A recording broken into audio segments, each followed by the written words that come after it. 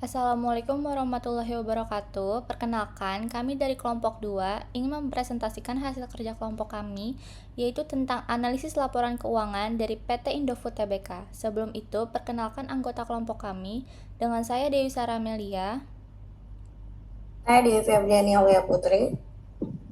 Saya Kalisa Vindi. Saya Marsena Pesti.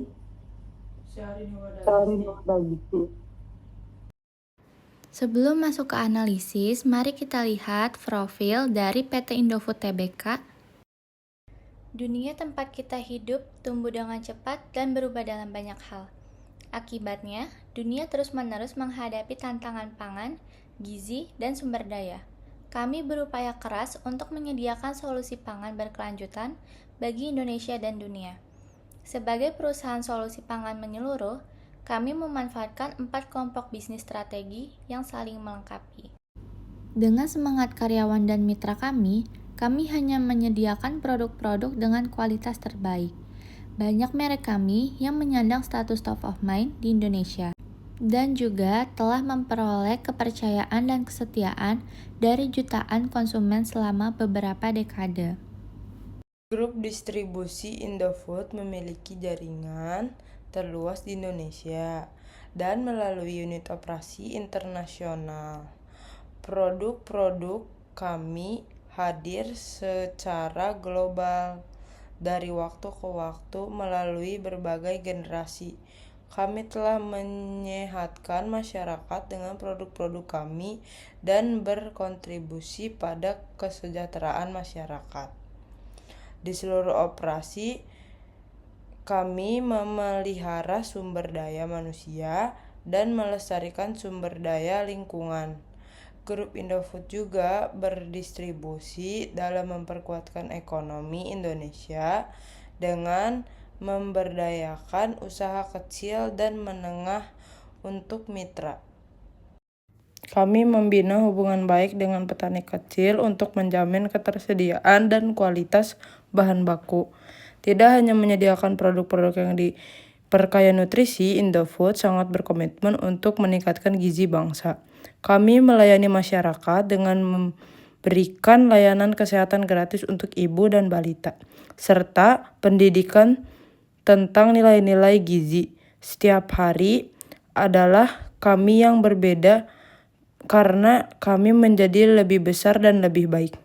Kami adalah Indofood. Selanjutnya, hasil dari analisis laporan keuangan PT Indofood Makmur Tbk pada tahun 2023 dan 2024. Berikut data keuangan dalam miliar rupiah. Yang pertama, ada penjualan neto di tahun 2024 sebesar 115 miliar 786 juta 500 ribu. Di tahun 2023 sebesar 111 miliar 703 juta 600 ribu. Lalu ada beban pokok penjualan, ini dihitung dari penjualan neto dikurangi laba bruto. Untuk tahun 2024 sebesar 75 miliar 650 juta, di tahun 2023 sebesar 75 miliar 653 juta 100 ribu. Lalu laba bruto di tahun 2024 sebesar 40 miliar 136 juta 500 ribu, di tahun 2023 sebesar 36 miliar 50 juta 500 ribu. Lalu ada laba usaha di tahun 2024 sebesar 23 miliar 88 juta 200 ribu, di tahun 2023 sebesar 19 miliar 666 juta 600 ribu. Laba tahun berjalan yang dapat didistribusikan kepada pemilik entitas induk di tahun 2024 sebesar 8 miliar 641 juta 600 ribu, di tahun 2023 sebesar 8 miliar 147 juta. Selanjutnya, analisis vertikal laporan laba rugi PT Indofood Sukses Makmur Tbk. Yang pertama, penjualan neto di tahun 2024 sebesar 100%, di tahun 2023 sebesar 100%. Lalu, ada beban pokok penjualan, itu dihitung dari penjualan neto dikurangi laba bruto. Di tahun 2024 sebesar 65,3%, di tahun 2023 sebesar 67,7%. Lalu ada laba bruto di tahun 2024 sebesar 34,7%, di tahun 2023 sebesar 32,3%. Lalu laba usaha di tahun 2024 sebesar 19,9%, di tahun 2023 sebesar 17,6%. Laba tahun berjalan yang dapat didistribusikan kepada pemilik entitas induk di tahun 2024 sebesar 7,5%, di tahun 2023 sebesar 7,3%. Selanjutnya, analisis horizontal laporan laba rugi PT Indofood Sukses Makmur Tbk.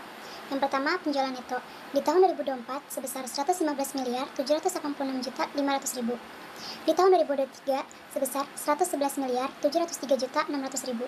Selisih dari tahun 2024 ke tahun 2023 sebesar 4 miliar 82 juta 900 ribu. Perubahannya sebesar 3,7%. Dari tahun 2023 ke tahun 2024 mengalami kenaikan. Lalu, beban pokok penjualan di tahun 2024 sebesar 75 miliar 650 juta. Di tahun 2023 sebesar 75 miliar 653 juta 100 ribu. Selisih dari tahun 2024 ke tahun 2023 minus 3 juta 100 ribu. Perubahannya sebesar minus 0,004%. Keterangannya dari tahun 2023 ke tahun 2024 mengalami penurunan. Lalu, laba bruto di tahun 2024 sebesar 40 miliar 136 juta 500. Di tahun 2023 sebesar 36 miliar 50 juta 500 ribu. Selisih dari tahun 2024 dan 2023 sebesar 4 miliar 86 juta. Perubahannya sebesar 11,3%. Keterangan dari tahun 2023 ke tahun 2024 mengalami kenaikan.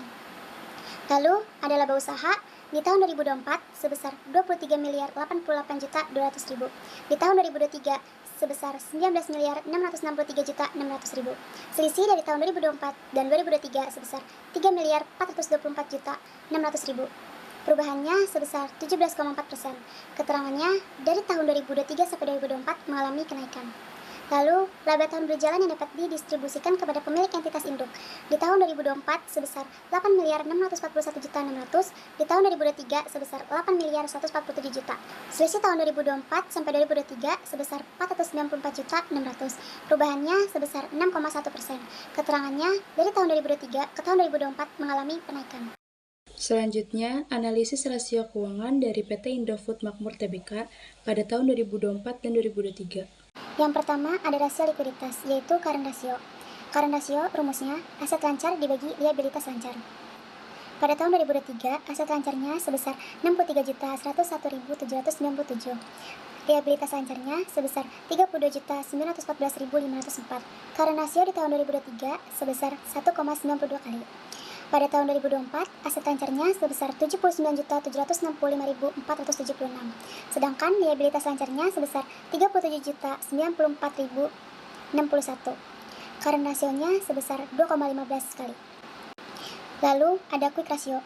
Quick ratio rumusnya aset lancar dikurang persediaan dibagi liabilitas lancar.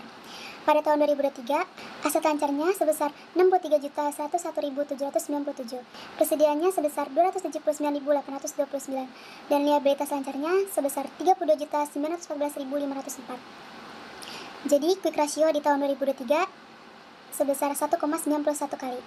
Pada tahun 2024, aset lancarnya sebesar 79.765.476, persediaan sebesar 251.465. Lalu liabilitas lancarnya sebesar 37.094.061. Quick rasionya sebesar 2,14 kali. Quick rasio perusahaan mengalami tren peningkatan yang positif. Hal itu menandakan bahwa perusahaan tetap mampu memenuhi kewajiban jangka pendeknya tanpa harus mengandalkan persediaan. Selanjutnya ada rasio profitabilitas. Yang pertama ada gross profit margin dengan rumus laba kotor dibagi pendapatan dikali 100%. Pada tahun 2023, laba kotornya sebesar 3.358.216 juta. Untuk pendapatannya yaitu sebesar 36.050.469 juta. Sehingga didapati gross profit marginnya sebesar 0,09%.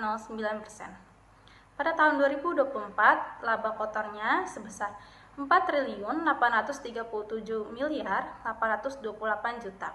Untuk pendapatannya sebesar 40.136.529 juta. Sehingga didapati gross profit marginnya sebesar 0,12%. Selanjutnya ada net profit margin dengan rumus laba bersih dibagi pendapatan dikali 100%. Untuk tahun 2023, laba bersih yang didapati sebesar 11.493.733 juta. Dengan pendapatannya 36.050.469 juta. Sehingga didapati net profit marginnya sebesar 0,32%. Pada tahun 2024, laba bersih sebesar 13.077.496 juta. Untuk pendapatannya sebesar 40.136.529 juta. sehingga didapati net profit marginnya sebesar 0,33%.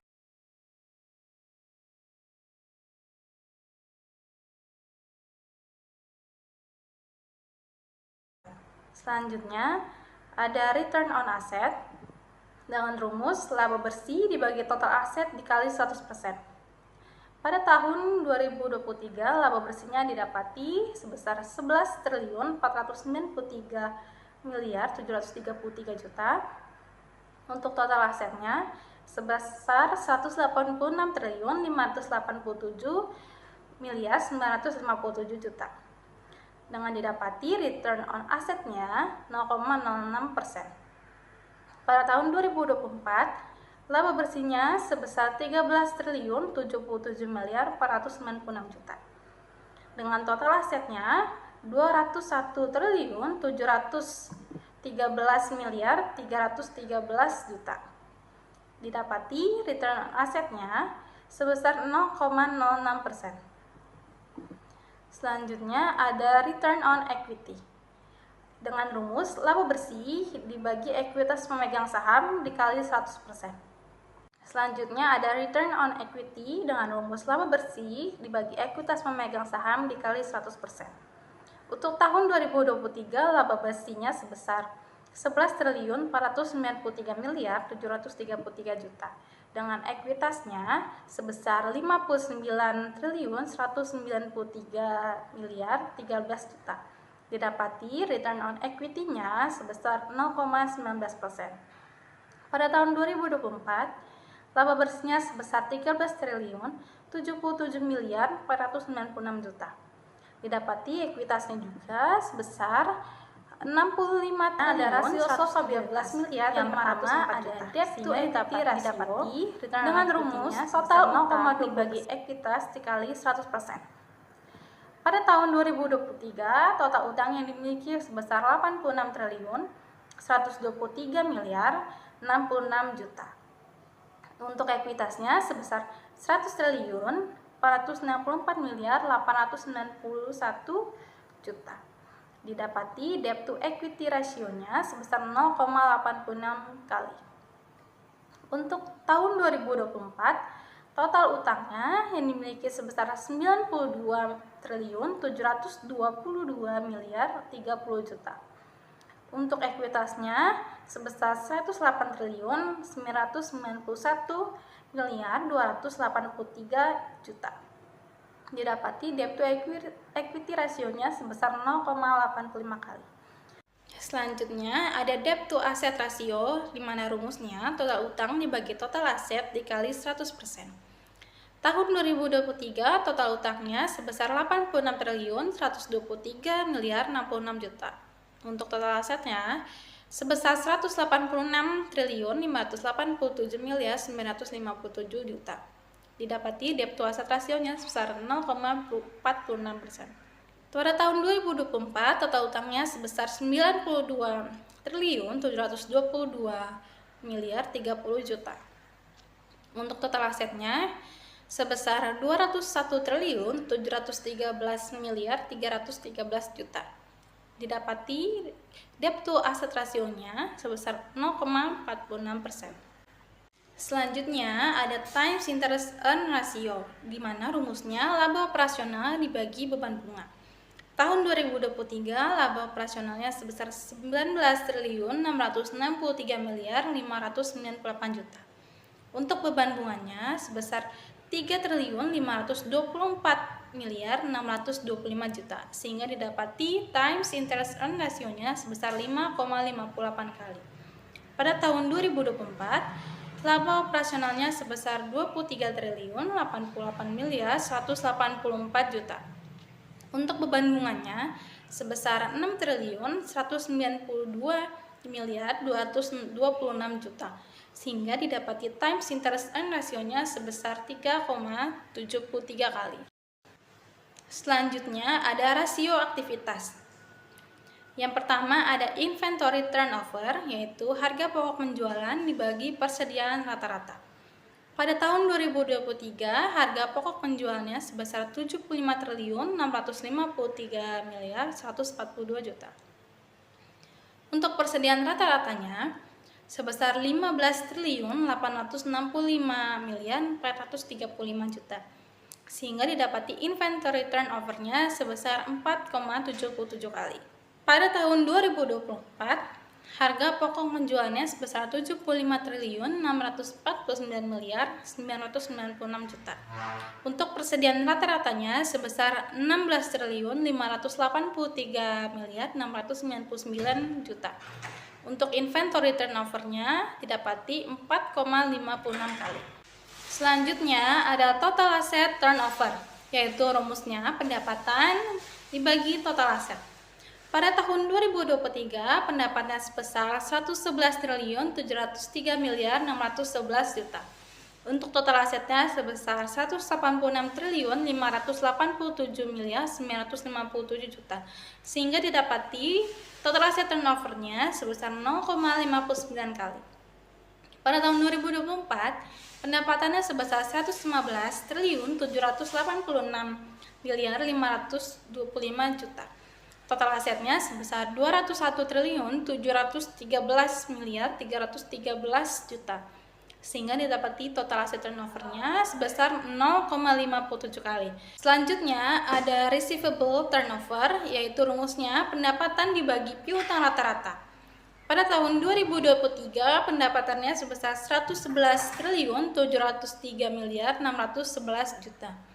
Untuk piutang rata-ratanya sebesar 8.837.424.500 rupiah. Receivable turnover-nya didapati 12,64 kali.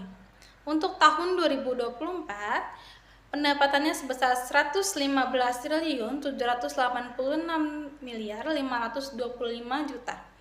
Untuk piutang rata-ratanya sebesar 9.345.648.500 rupiah, sehingga didapati receivable turnover-nya sebesar 12,38 kali. Nah, selanjutnya ada rasio valuasi. Yang pertama ada price to earning ratio. Pada tahun 2023, harga saham per lembarnya yaitu 6.450 juta rupiah. Untuk laba per sahamnya yaitu 928 juta rupiah. Yang didapatkan price earning-nya 6,95 kali. Untuk tahun 2024, harga saham per lembarnya yaitu 7.700 juta rupiah. Untuk laba per sahamnya yaitu 984 juta rupiah. Didapatkan price earning-nya yaitu 7,83 kali. Nah, untuk mendapatkan price earning ini caranya itu harga saham per lembar dibagi laba per saham. Yang berikutnya ada price to book value. Untuk tahun 2023, harga saham per lembarnya itu 6.450 juta rupiah. Untuk nilai buku per sahamnya yaitu 6.741 rupiah. Didapatkan price per book value-nya 956.761,78 kali. Nah, untuk mendapatkan price per book value ini caranya yaitu harga saham per lembar dibagi nilai buku per saham. Untuk tahun 2024, harga saham per lembarnya itu 7.700 juta rupiah. Untuk nilai buku per sahamnya yaitu 7.416 ribu rupiah. Untuk price book per book value-nya didapatkan 1.038.326,38 kali. Nah, untuk di price to book value ini mengalami kenaikan juga di 2023 ke 2024-nya. Nah, kenaikan ini berarti menunjukkan bahwa pasar melihat prospek perusahaan sangat positif atau ada ekspektasi yang optimis terhadap pertumbuhan bisnisnya. Kesimpulannya, berdasarkan analisis laporan keuangan PT Indofood dapat disimpulkan bahwa perusahaan menunjukkan kinerja keuangan yang cukup stabil dan sehat selama periode yang dianalisis. Rasio likuiditas seperti current ratio dan quick ratio menunjukkan kemampuan perusahaan dalam memenuhi kewajiban jangka pendeknya dengan baik. Rasio probabilitas termasuk margin laba bersih dan return on asset atau ROA menggambarkan bahwa Indofood mampu menghasilkan laba yang kompetitif dari operasinya. Namun, terdapat beberapa area yang perlu diperhatikan, seperti rasio solvabilitas yang menunjukkan ketergantungan perusahaan pada pembiayaan eksternal, sehingga manajemen perlu lebih berhati-hati dalam mengelola struktur modal agar risiko keuangan dapat diminimalkan. Secara keseluruhan, PT Indofood masih berada dalam posisi yang kuat untuk melanjutkan ekspansi bisnis dan meningkatkan nilai bagi para pemegang saham, asalkan terus melakukan pengelolaan keuangan yang prudent dan adaptif terhadap dinamika pasar. Sekian dari kelompok 2, kurang lebihnya mohon maaf. Wassalamualaikum warahmatullahi wabarakatuh. Terima kasih.